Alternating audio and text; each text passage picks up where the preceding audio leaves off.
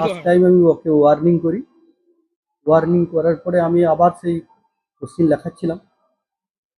Second time আরো 5-10 minute পরে ও দেখছি আবার সেই একই ঘটনা পুনরাবৃত্তি করছে।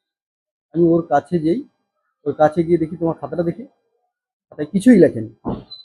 তখন আমি ওকে পিঠে এক চাপড় দিই।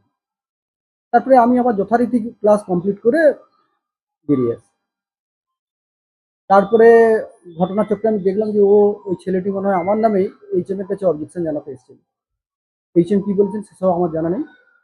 তারপর ও আমাকে দেখে আরো উত্তপ্ত হয়ে বলছে আমি গার্ডিয়ানকে ডাকতে চাই। আমি বলছি যা গার্ডিয়ানকে ডাক, এইচএম এবং ম্যানেজিং কমিটি ডিসিশন নেবে, যার নেবার নেবে।